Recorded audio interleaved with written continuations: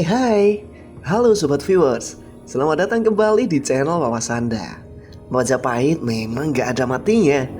Ngomongin tentang imperium kerajaan besar di tanah air yang konon pernah menguasai Asia Tenggara ini memang selalu seru dan memancing rasa penasaran. Majapahit mulai berdiri dan tumbuh subur sesaat setelah runtuhnya kerajaan Singasari oleh Jayakatwang, Raja Kadiri. Setelah Raja Kartanegara meninggal dalam peperangan, seluruh kerabat raja termasuk Raden Wijaya melarikan diri dari gempuran musuh. Serangan itu terjadi pada kisaran tahun 1292 Masehi. Singasari tak dapat membendung gerakan musuh yang datang tiba-tiba karena banyak dari pasukan telah dikirim untuk ekspedisi Pamalayu. Akhirnya Singasari berhasil jatuh di tangan Jayakatwang. Wijaya berhasil menyelamatkan diri dan mengungsi ke Madura. Di sana ia diterima baik oleh Adipati Wiraraja. Di Madura, Wijaya mengatur siasat untuk dapat kembali merebut Singasari dari tangan Jayakatwang.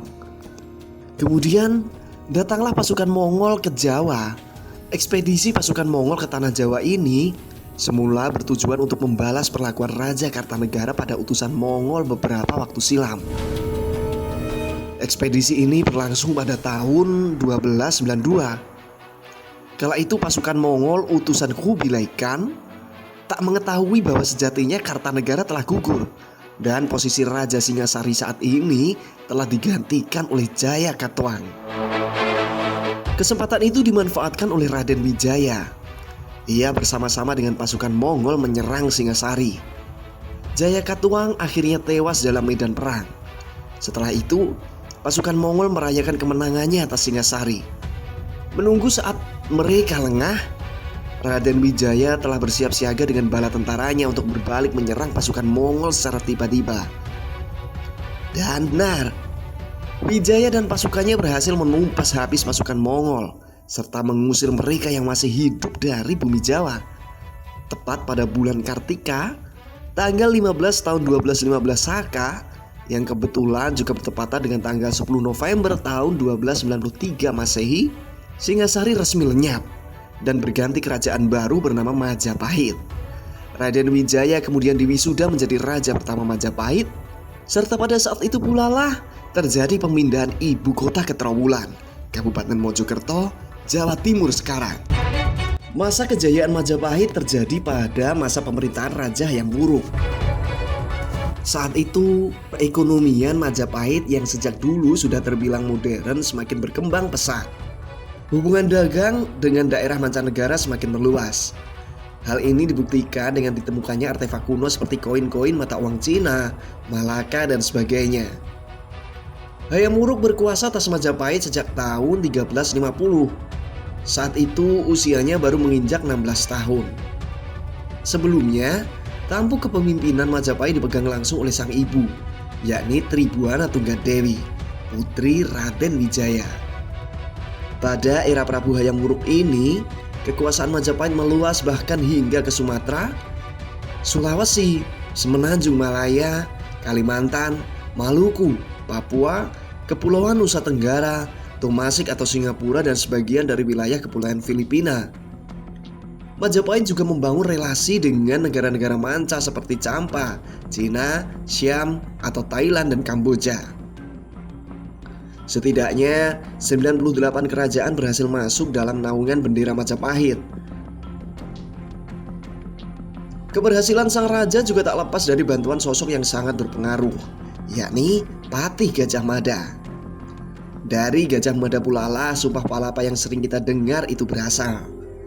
Sumpah Palapa sendiri diibaratkan sebagai janji politik beliau sesaat ketika telah dinobatkan menjadi Mahapatih.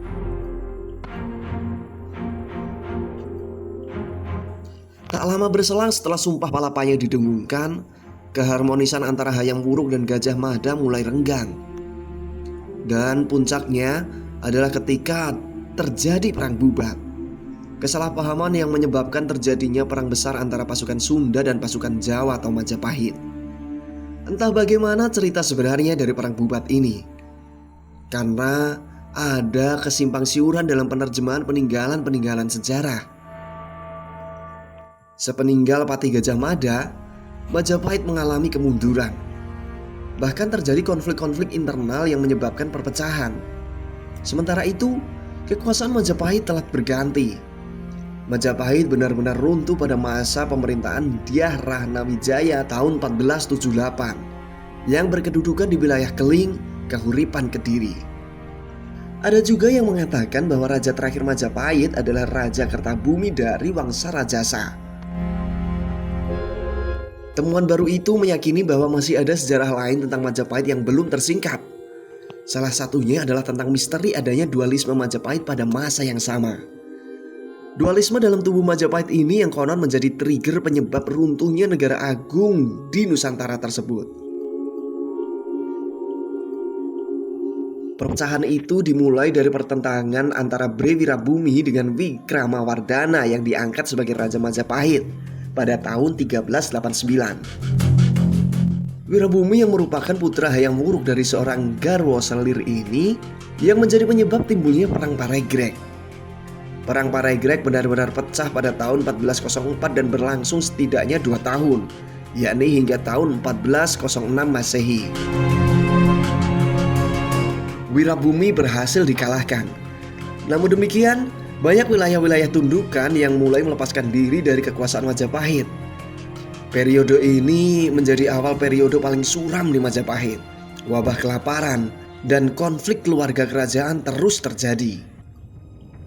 Wikramawardhana memimpin Majapahit hingga tahun 1429. Kemudian digantikan oleh Dyah Suhita yang memerintah pada kurun waktu antara 1429 hingga 1447 Masehi. Setelahnya, Sri Kertawijaya duduk menggantikannya pada tahun 1447 Masehi hingga 1451 Masehi. Setelah itu, terungkap bahwa ternyata Majapahit masih belum benar-benar runtuh. Ada beberapa raja yang setidaknya sempat mengemudikan tampuk pemerintahan, seperti Bre Pamotan Sang Sinagara, Hyang Purwawisesa, Bre Pandan Alas, Singawardhana, hingga Kertabumi. Majapahit memang bukan sekedar dongeng penghantar tidur. Kerajaan ini nyata dan benar-benar ada. Sebagai generasi muda, sudah selayaknya kita ikut berusaha untuk membangun semangat juang pendahulu kita untuk membangun sebuah peradaban bangsa yang besar dan disegani.